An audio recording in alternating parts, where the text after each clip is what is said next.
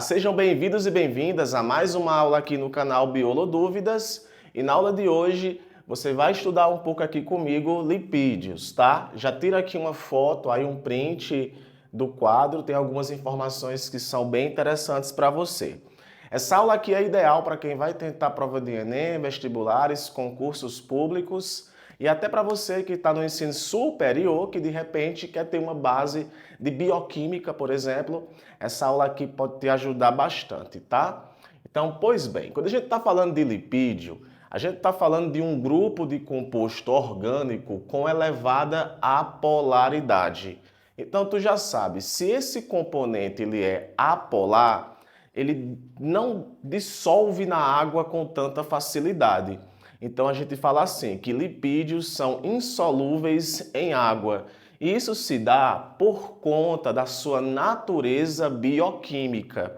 Porque é muito fácil, é simples falar só assim. Lipídio é insolúvel em água. Mas por quê? Porque eles são hidrocarbonetos insolúveis em água, mas solúveis em solventes orgânicos. Então tem alguns solventes orgânicos que o lipídio acaba interagindo com ele e separando a sua molécula. Mas um detalhe importante dentro do componente de bioquímica. Caso pergunte para você, qual é aquele componente que é insolúvel em água?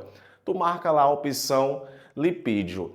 O lipídio, hoje em dia, quando a gente está falando do aspecto de nutrição, por exemplo, a gente sempre aponta lipídio como algo relacionado à gordura, algo relacionado a, no caso, gordura, no caso relacionado à obesidade por conta da gordura. Entretanto, o lipídio desempenha diversas funções que são importantes para a nossa célula. Um detalhe importante que você já tem até que notar aí é que os lipídios eles estão na composição da membrana plasmática da célula. Então tenta imaginar a importância de um componente como esse. O lipídio importante demais aí para poder compor a nossa membrana plasmática. Claro que, como aqui é uma aula bem reduzida, tem muita coisa para falar sobre lipídio. Aqui eu selecionei os principais pontos que com certeza podem te ajudar. Quais são as funções aqui desse componente? Função energética, composição estrutural, sinalizações e pigmentações. Vou falar um pouco para vocês aqui de cada uma.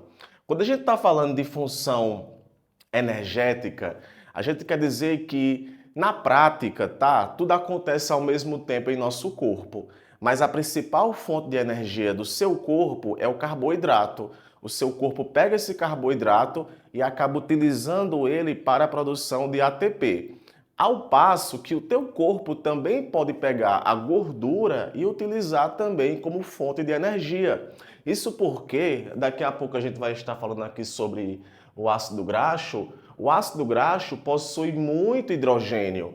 Então, se eu fosse comparar na produção de energia, qual é a fonte de energia que vai produzir mais ATPs? No caso, o próprio ácido graxo, porque tem muitos hidrogênios. Então, o teu corpo tanto pode utilizar o carboidrato no processo de respiração celular para poder produzir ATP, como o teu corpo também pode executar um processo chamado de beta-oxidação de ácidos graxos, que no caso é o processo de quebra do ácido graxo para a produção de ATP. Então, a partir de hoje, lembra disso, lipídios são extremamente importantes. No teu corpo, você consegue armazenar a gordura no tecido adiposo. O tecido adiposo é um tipo de tecido conjuntivo muito importante, não só para seu corpo, mas para o corpo de diversos animais. Inclusive até animais que hibernam. Então tem animais que têm uma grande quantidade de tecido adiposo e utilizam esse tecido adiposo como um estoque de gordura para poder atender às suas necessidades funcionais. A composição estrutural, a própria membrana plasmática da minha célula e da sua célula, ela tem lipídios, no caso lipídios na forma de fosfolipídios. E um detalhe importante, o fosfolipídio é uma classe de tipos de lipídios conjugados, que vão ter de vários tipos. Mas o ponto é, tem lipídio naquela composição. O próprio colesterol em si tem natureza lipídica. A gente vai estar comentando aqui sobre o colesterol que também está na composição da sua membrana plasmática. Tem vitaminas que também possuem natureza lipídica, que são as vitaminas lipossolúveis. A, DECA, A, D, E e K, são vitaminas lipossolúveis.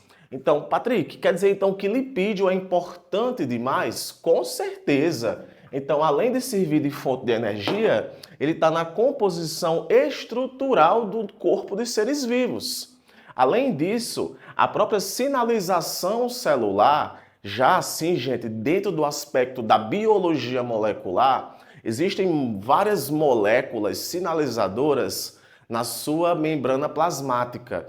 Lembra só de uma coisa, a sua célula tem membrana, citoplasma e núcleo. Essa membrana plasmática ela possui vários componentes externos. Dentre eles tem receptores, sinalizadores e vários ali também têm natureza lipídica, como por exemplo, glicoproteínas, glicolipídios, e tudo isso aí acaba atuando no processo de sinalização. Interessante é que quando a gente está estudando bioquímica, só a parte de lipídio, algumas funções que a gente encontra até mesmo em alguns livros ficam muito rasas. Mas quando a gente está estudando a biologia molecular, ou até mesmo um processo de transporte de membrana, processos de inflamação, processos em que acontece transporte para dentro da célula, querendo ou não, a gente vai se deparar ali com moléculas que têm natureza lipídica. Então não esquece disso, tá? O lipídio ele é muito importante. A pigmentação, olha, até mesmo no processo de fotossíntese, alguns pigmentos que têm a capacidade de absorver luz têm natureza lipídica. Oh, Patrick, com certeza. Então, assim, são funções que parecem simples, mas são bem importantes para seu corpo. Uma outra coisa importante é com relação à classificação dos lipídios. Seja você acompanhando a minha aula ou acompanhando a aula de um outro professor aqui na internet, ou até mesmo acompanhando livros, quando a gente vai classificar lipídio, depende muito do professor, depende muito do livro. Isso porque a gente pode explicar a classificação do lipídio de diversas formas. Aqui eu poderia colocar lipídio simples, lipídio conjugado, lipídio isso, mas assim, para provas e tudo mais, essas classificações são meramente didáticas. Então eu costumo dizer tipo de lipídio, ó, tem esse tipo de lipídio, tem aquele tipo de lipídio. Eu penso que assim fica mais entendível para você. Como por exemplo, ó, eu tenho os lipídios de armazenamento. Esse nomezinho aqui é até bom tu notar aí também, tá? Ó, lipídios de armazenamento. Um dos mais conhecidos são os triglicerídeos. Ah, então triglicerídeo, eu já ouvi falar isso daí, né? São os glicerídeos. Glicerídeos também é uma forma que eu posso chamar os lipídios. Glicerídeos. Ah, então note aí, ó, glicerídeos. Não confunda glicerídeos com outra coisa, tá? Se tá falando de glicerídeos, tá falando de lipídios. Aí aqui eu tenho, ó, um exemplo clássico de um triglicerídeo, que é o glicerol ligado a 3 ácidos graxo. Esse ácido graxo aqui, ele é gigante. Olha só aqui, gente, ó. Isso aqui é um ácido graxo. Olha o quanto ele é grande. Uma cadeia gigante de hidrocarboneto ligado a um grupo ácido carboxílico. Esse grupo aqui do hidrocarboneto, ele é apolar, e esse grupo aqui do ácido carboxílico, ele é polar. Quando uma molécula tem natureza apolar e polar, nós chamamos isso de anfifílica ou anfipática, que inclusive é uma característica da membrana plasmática. Lá na membrana plasmática, o fosfolipídio, que é fósforo junto também com ácido graxo, você vai perceber que no assunto, tá? Se tu já estudou citologia, o assunto mesmo de membrana plasmática, o professor falou, ou até uma aula minha você já ouviu, ó, a membrana plasmática tem natureza anfipática, ou seja, uma parte solúvel em água e uma parte insolúvel em água. Ah, vou até desenhar aqui, ó. bem provável que quando você estudou membrana, você viu que o fosfolipídio é uma cabecinha assim. Essas perninhas aqui, ó, elas são as perninhas formadas de ácido graxo. A cabeça aqui vai ter o glicerol, o fosfato e algum outro grupo específico. Por isso que nós dizemos assim, que a membrana plasmática tem natureza anfipática ou anfifílica, porque tem natureza apolar e polar. E isso tem relação com esse ácido graxo e diga-se de passagem que existe também alguns tipos de ácido graxo.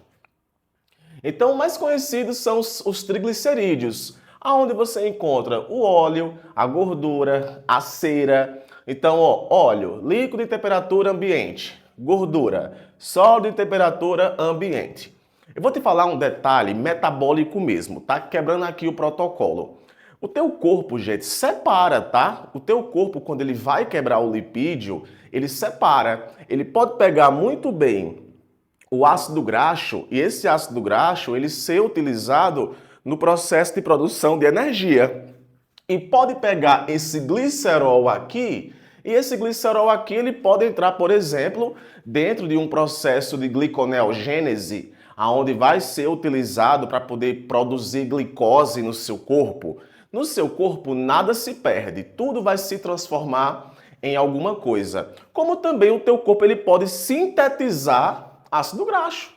O teu corpo ele pode sintetizar lipídio. O teu corpo ele não sintetiza carboidrato igual às plantas. Ele pode fazer a conversão de um componente em outro. Mas o teu corpo ele tem sim a capacidade de sintetizar lipídio. Isso é importante, tá? Então o excesso de glicose acaba virando, não se engane, acaba virando também gordura. Então se eu tenho muita glicose no meu corpo ele tem um armazém específico de glicose.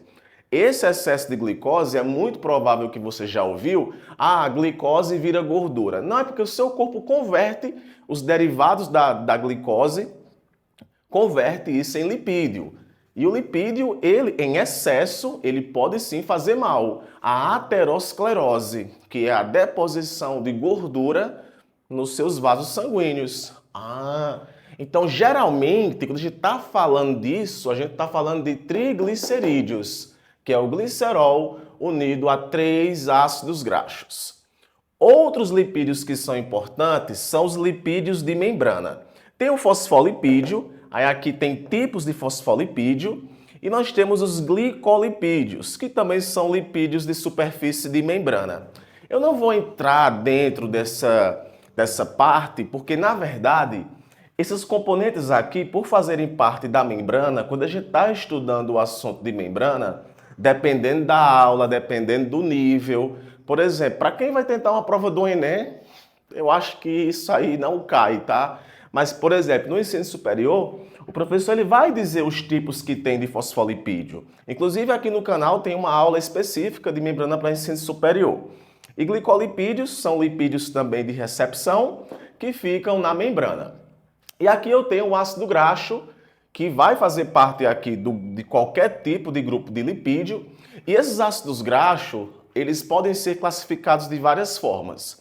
Uma das formas é com relação à presença ou ausência de dupla ligação. Quando não tem dupla ligação no ácido graxo, nós chamamos de ácido graxo saturado e geralmente é sólido. Quando a gente possui a ligação dupla, o ácido graxo é insaturado e geralmente é líquido. Entendi. Ei, Patrick, e aquele lance de HDL e LDL? O que diabo é aquilo? Olha, eu vou aqui falar uma coisa que talvez possa ser um pouco meio radical com o que eu vou dizer. Mas na maioria das vezes, quem está explicando esse assunto está explicando voltado muito para o ensino médio, não todos, é o que eu já percebi. E até mesmo, né, ficou muito essa falácia de LDL é ruim, é o colesterol ruim, HDL é o bom.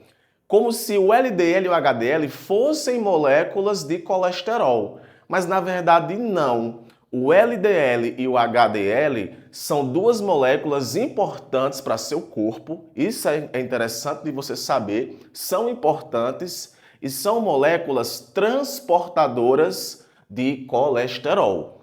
Então, tenta imaginar que o LDL é o moto-Uber. O moto-Uber, ele só pode carregar ali uma pessoa. Então, o LDL, ele carrega o colesterol, mas em pequenas quantidades, eu vou colocar assim. Já o HDL transporta em grande quantidade.